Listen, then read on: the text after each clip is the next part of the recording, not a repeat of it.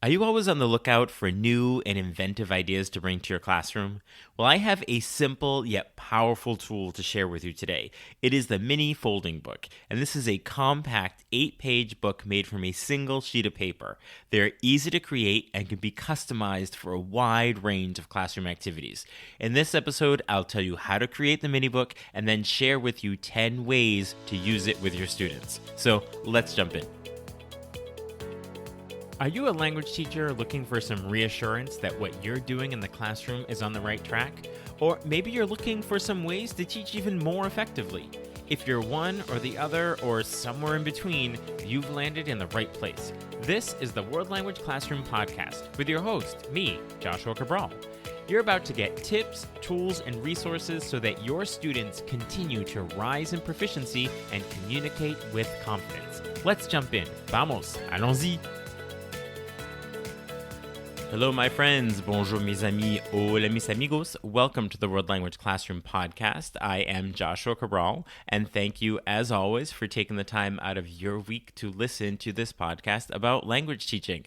It is just one of the many things that I'm sure that you do that makes you an incredible educator. So thank you so much for taking the time to do this each week. It's such a pleasure to have you here. So on today's episode, we're going to be talking about mini folding books and how they can be used in your classroom, and it's the simplicity and the effectiveness of using just one sheet of paper to create these mini books that makes them just so fascinating for students, and that very tactile nature they really enjoy. And with so much screen time and things like that going on right now with technology, students really like the idea of taking a piece of paper and physically folding it, doing one cut, and it makes an 8-page little book with the different folds that they do. They're amazed that there's no glue, there's no stapling, there's no tape, and it stays all together. They're pretty fascinated by it. And once they learn how to do it, you might notice that they start creating them for their other classes as well and using them. So they really get into it because they just really enjoy the tactile nature of it. So this very compact little book has so many different uses, and I'm going to go through 10 ways of using them that have been particularly effective for me. I'm always adding to that list of the ways that I can use them, and I'm sure that you're going to have ideas that get sparked as you're listening, and you're going to come up with your own great ways to use them as well, because they're essentially just a small concept that you can use in a variety of ways. So as I said, you start with one sheet of paper, and it's about 4 or 5 different folds that you do. You make one cut in the paper, and then you open it back up and you fold it in a certain way that makes these 8 pages. Now, I could try to explain it to you here, and you might be driving or walking, and it's not somewhere where you can actually do it. So I would say that the best thing that you could do is to go to my blog post where I talk about these mini fold books, because I show you visually with all of the instructions on how to fold it. And there's also a PDF that you can download of the instructions, and it also has a template where you can use it to photocopy and have your students do it as well. So the link is in the show notes if you want to go right there, or also just go over to wlclassroom.com/minifoldbook. So wlclassroom.com/minifoldbook. It has all 10 of the ideas I'm going to talk about for using them, as well as how to fold it with the visuals and the PDF that you can download so that you have the instructions and the templates moving forward. So once you have this, it has 8 pages. So it's 6 interior pages and then a front page and a back. So now let's look at the 10 ways that we can use these mini fold books. So the first way I've used them is to create a personal information book. This is where students are creating that. And this can be done at many different levels, but I will tell you how I've done it at a novice level with students, probably first year. And in it, I have students write about themselves with topics like their age, their birthday, their origin, ethnicity, maybe where they live, preferences, things they like to do during their free time, maybe talk about family members, but I don't have them put their name in, because what I have students do is read each other's in the class and then try to guess who it is based on the information that's in there. Now, I've done this where on the back, I will have students put a number, And so everyone will read, and then they'll put the number next to a list of students in the class of who they think it is, and then we'll go through them after, and they can see how many they got right. That's one way of doing it. I've also had it where students just put their name on the back, so once students guess, they can verify. I've put pictures of students on the back, so they can do that. I've also had students take selfies and put it on the back because they enjoy that as well. I've also done it where I take all of them and I put them on a bulletin board. So if you have multiple sections of the same level class that you're teaching, you can have the different classes read each other's so that they're not only reading the ones in their direct class. So it makes it a little more challenging when you're looking at a larger number of students. But this is the type of activity where you could have students write about this all in a paragraph and read each other's, which would work perfectly fine. But when you introduce this idea of this small folding book where they can kind of go through, and it's very tactile and they can read each other's, and they actually feel like, oh, I wrote this little pocket, guide about my life or something like that. It just makes it more interesting and compelling for students when it comes to doing that writing.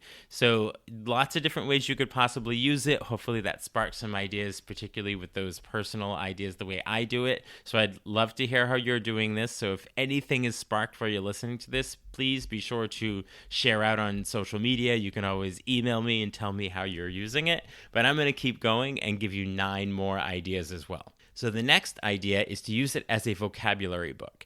Now you can assign students to create this mini book for specific vocabulary, like it's fruits, it's very concrete, or animals, or clothing, where they could put the word for the clothing along with a picture. For more advanced students, if you're reading a book, if you're reading a CI novel, you can have students put vocabulary in the book and have their own sentence using the vocabulary, so they're putting it in context rather than just using the translation with it. Or you can have them just put the sentence directly from the book in there. But in the end, on each page, or 2 on each page, they're going to have this list of essential vocabulary. Now, this is not a huge departure from how you're probably having students keep track of vocabulary as they're reading and their stories and things like that. But in this case, it makes it this little tactile folding book, which just makes it a little more interesting. So they're doing similar activities, but they're more engaged because they see it as this tactile, little bit more interesting way of doing it. And then they'll have it as a study tool as they're moving forward or being reminded of vocabulary or preparing for assessments as well. The third suggestion is for using the books as a storybook. So you could have students write and illustrate a short story in the target language. This could be 1 or 2 sentences on each page. It could just be something about what's happening in their life or talking about somebody else, what's happening in their day. So you can have students illustrate their own.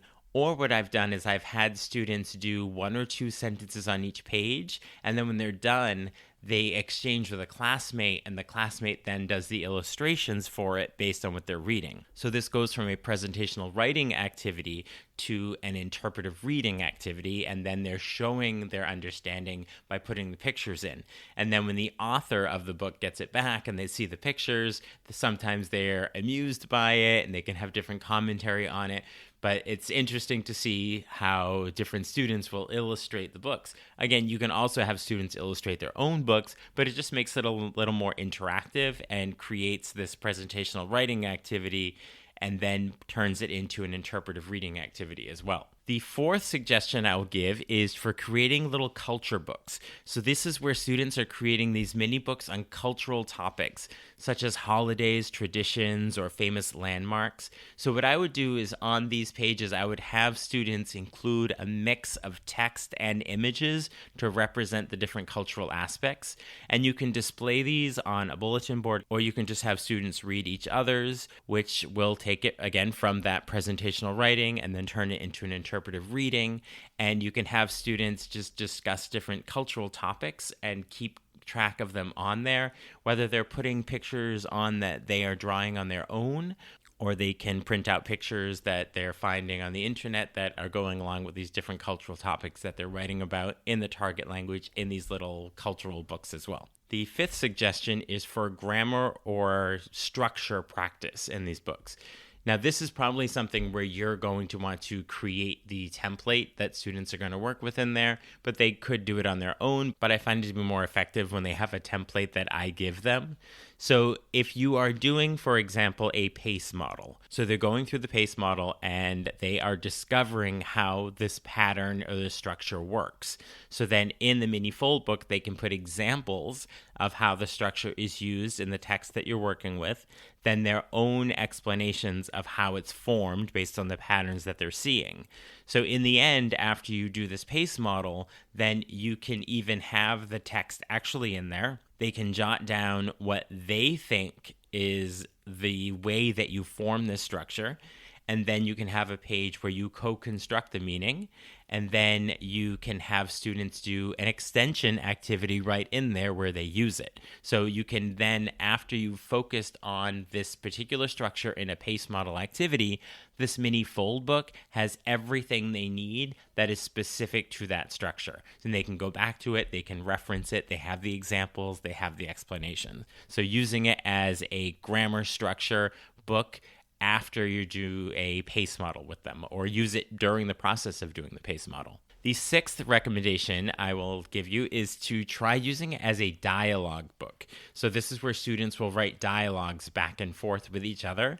And so I sort of look at it as it's a cell phone. I say the mini fold book is a cell phone and you are texting back and forth to each other.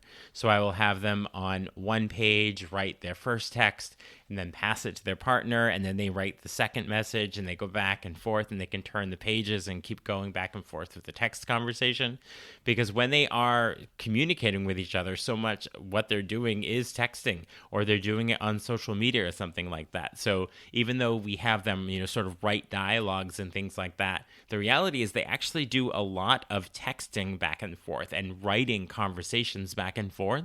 So I just use it and call the little mini fold book a cell phone that gets passed between each other and they're reading them. The seventh recommendation is to have students create little travel guide books. And I call them like pocket guides because, again, they're tiny and they can actually fit in your pocket. So I'll have students create these little mini travel guides for a country or a city, somewhere where the target language is spoken. You can have them start by actually doing your own town or city, or their own town or city where they live. And you can show them some examples of what these travel guides look like sometimes, these smaller travel guides. And they usually have key phrases that are necessary to navigate in the target language. They'll have important places to visit and the reasons why. Some cultural tips might be in there. There might be pictures and recommendations for restaurants, hotels, anything like that. So have students create that for your own city or town first with all of those key phrases in the target language that they'll need, and then have them do it for a target language location as well. And students could be doing the same place, but then they'll end up with kind of similar recommendations. But if you have them do in one country, but each person has a different location within that country, then they can learn more details about the different places around the country and what they're known for, the history or recommendations when they read each other's. So again, this is an opportunity for it to begin as a presentational activity and then is going to turn into an interpretive activity when students are reading each other's books. And then you can have students do something with what they learn from each other's books when they create these little travel guides. The eighth recommendation is to use them as a recipe book. So students can write little mini books containing simple recipes in the target language. Now, it could be one recipe throughout the entire book where they are putting one ingredient or two ingredients on each page. They can illustrate it as well. And it can be more than just novice level using single words. You can have students give directions on how to follow the recipe, where you're using perhaps the language of giving commands in your language if they have them. Are they going to use formal or informal commands based on what's available in the language that you're teaching, in the target language? So you can use them as these recipe books. You could do one recipe on each page that is a common theme. Like this is a little recipe book of Christmas recipes. This is a little holiday book of Hanukkah recipes. This is a little recipe book of Thanksgiving recipes, or whatever might be happening in the target language culture. And you can have them focus specifically on that. or one recipe and it's more novice level and there's just one on each page of the ingredients, and you can have students illustrate it as well. But again, you can go higher proficiency level if you're talking about actually doing the cooking and using command forms of the verb to explain the different steps. The ninth suggestion is to use them as an introduction to perhaps a pen pal or a student in another class that you might be connecting with. So whereas in the very first activity, I did it more as a guessing game where students had to read each other's and try to figure out who they were. Here, students are going to be very open and transparent about exactly who they are, but they're also going to include some questions for who might be their connecting person in the class in the other country or in another city, wherever you might be connecting with another classroom. But this would end up being a higher proficiency level than what I had mentioned earlier. And here, students are going to be asking questions. And this is something that you could do with technology and do quick responses back and forth, but I still think that there's something about the tactile nature of these little books going back and forth through the mail and getting it and turning the pages and reading about it. It just makes it a bit more interesting and no eyes on the screen, and having students get involved in this very tactile learning experience and being able to send it back and forth. It's something that they really enjoy.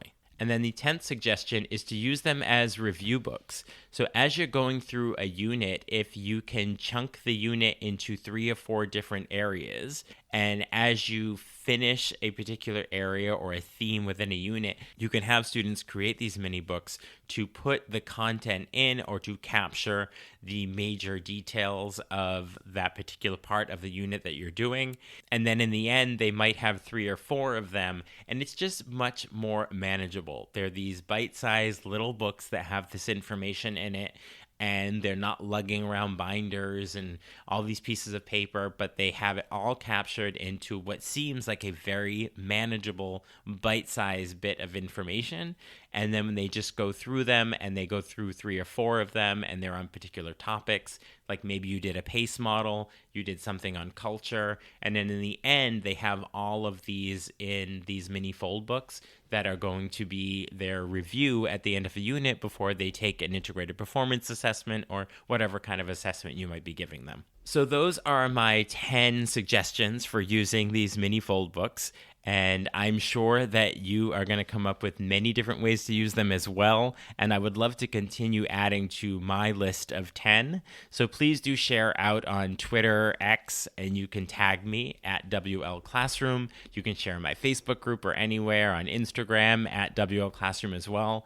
I'd love to see what you're doing, put some pictures on so that I can continue to share this out with teachers, because I'm sure you're going to come up with some incredible ideas, and I will just keep adding to my blog post, and we can keep referring people to it so that they can continue to try these on their own. But remember, at WLClassroom.com/mini-foldbook, you can see the recap of all 10 of the ideas that I gave you here with suggestions for doing it. You can also download the PDF and see right in the blog post how to fold the book, and then get some templates for using them on your own. So be sure to check the show notes where you'll see the link to go right to that blog post. You'll also see the link to sign up for Talking Points, which is my weekly email newsletter with tips and resources for language teaching. And there are also links to get in touch with me if you'd like to work together. And remember, we can do that in person in your school or remotely. I will talk to you soon. Bye for now. Thank you for listening to the World Language Classroom podcast. Be sure to follow or subscribe wherever you're listening so that you never miss an episode. Let's keep the conversation going on social media. Connect with me on X, aka Twitter, Facebook, and Instagram at WL Classroom. And for even more valuable resources, visit my website, WLClassroom.com, where you'll find over 300 blog posts about language teaching. So stay inspired, keep growing, and continue making a difference in your language classroom.